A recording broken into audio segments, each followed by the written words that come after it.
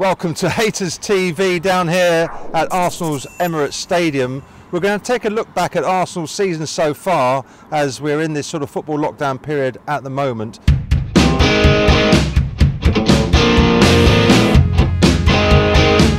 What did you cover that day when Emery got sacked? Yeah, well I remember, so my colleague James Ollie and I, who's the chief football correspondent, we were here for that Frankfurt game the night before, and you sort of got the sense that this is, you know, we're in the final hour stages of Emery, and obviously we work in the Evening Standard, we go to print at 11 in the morning, so frantically the next morning we're trying to sort of find out what the situation is, and at 10:09, so 51 minutes before we go to print, Arsenal confirmed the news, Emery's gone. So basically, essentially, I had sort of 500 minutes, I was doing the news element, and James doing, you know, what he does best. 500 minutes? Yeah, 500, I wish 500 minutes, 500 words 500 to words. Crash out. James doing the brilliant side, who does giving the insight into the, you know, the final days of Emery, where it went wrong, and we managed to turn it around and get it in time. But that really was that Frankfurt game was where you knew this was the end. Just the way it was, the lack of fans, the way they sort of went 1-0 up, and as soon as Frankfurt equalised, they threw the towel in, and they didn't really care. And then it basically happened that Freddie came in that morning, and as you say from Bukayo Saka's interview in the Mix Zone, he was really the obvious interim candidate because of his work he'd done with the youth team and because of his progression to work with the first team.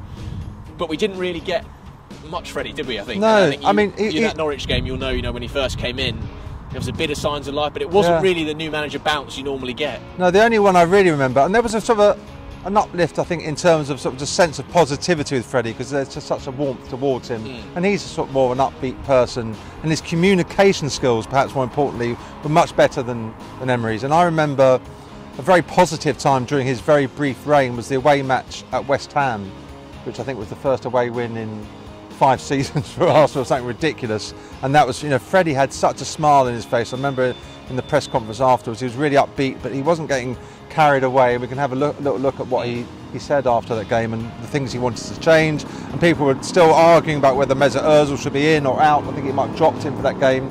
Freddie looked like he was going to be strong, but he was actually, if you remember in those press conferences, pleading for the board to sort something out, bring someone in, because he quite clearly realised he wasn't quite up to it. And then there was who was going to come in. I mean, I was quite fond of Patrick Vieira as a sort of a throwback sort of player, you know, a great leader here. I mean, who do you remember as the other candidates before we actually found out that Mikel Arteta? Yeah, I mean, there were loads of names in that sort of period. I think everyone assumed, rightly, I think, that Freddie was going to get a fair crack of the whip. And in fairness to him, you spoke about his press conferences. You know, he didn't really get the backing from the board. You know, he never had a proper backroom team. No. He had Per Mertesacker, who was doing 2 jobs. And, you know, I'm told was pretty shattered by the end of those 6 games with Freddie, because he was managing the academy and being an assistant manager. And when Freddie wasn't getting the opportunity and it was clear they weren't going to bring the back room, we knew they had to get someone in. And as you say, Patrick Vieira was spoken highly of. Carlo Ancelotti was spoken about, of course, went to Everton. You know, Massimiliano Allegri, you know, someone who was interviewed the first time was again spoken about. Pochettino, his name came up, of course, just lost his job at Tottenham. Mourinho had been mentioned. But through all of this, we eventually got to that late Sunday night, Monday morning, where the pictures emerged, start of a week in December, of Vinay outside Mikel Arteta's house. And that was the first clue, or the first, you know, true signs of where we're going. Right, this is the man. They want Mikel Arteta, who we thought was going to get it back in May 2018, but they went another way. So when those pictures came out, that's when we knew that Arteta was the man.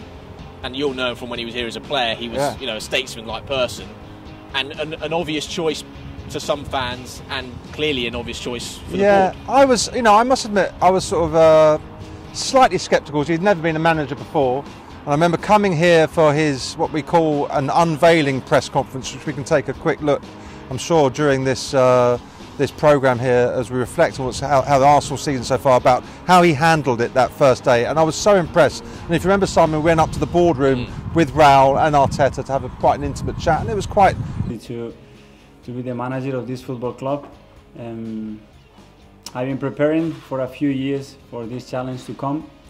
I know the expectations, I know the level, and I know the stature of this club and what it deserves. I said, wow, that was really impressive. He's clearly not just one of the lads. He's going to rule with an iron fist. He's going to be very much his own man. And he was saying, yes, that was just like he was when he was a player. He said, I remember he used to be in the dressing room, used to keep himself a bit to himself. He wouldn't muck about with all the other players. He will sort out all the idiots here and they'll be out of this club or out of the team before they know it. And he's just the guy we need. And I think I've been very impressed. Yeah, I mean, I think that unveiling, that was the message that, I mean, if you picked up a paper the next day, that was what you saw, wasn't it? Arteta's going to lay down the law. And perhaps what they've needed, you know, look at the back end of the Wenger reign. You know, people would argue that players were indulged too much. Certainly under Emery, that happened, you know, to a degree. And I think that was the feeling everyone got, was suddenly like, wow. And you'll have been in the room as well. He had that room in the broadcasters for half an hour, eating out the palm of his hand. When he went to the boardroom, it was exactly the same.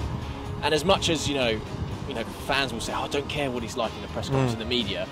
The reality is that it makes a big difference. You know, fans will come on, haters, and watch the press conferences, and people care about how their club is portrayed and their spokesman. And Arteta just instantly, after one press conference, completely got everything about Arsenal as a club, everything about his role as the head coach.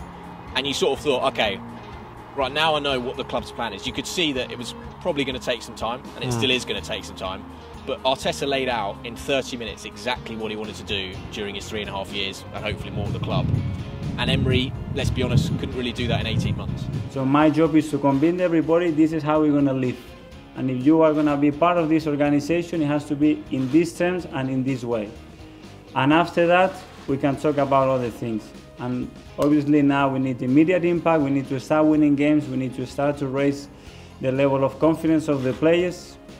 And finally, we need the fans. We need to engage them. We need to be able to transmit with our behaviors, our intention, what we want to bring to this football club. Positivity around this place and in training and on the pitch. Again, I remember talking to players after Arteta's first training session, and some of the players said that was the best training session they'd ever had at any club at any times in their career. It was so organised, so driven and directed and so positive. They all knew exactly what they had to do, how to do it, and he began making the team much more defensively solid. The results didn't pick up particularly, and even now you could say they've never really looked like a fantastic team, but there's just a sense that things are moving in the right direction, don't you think? Yeah, I think it's the harmony in the squad as well is a really big thing. I mean, I don't think we can underestimate probably how fractured and how disillusioned to some degree some of the members in the squad had been towards the end of Emery.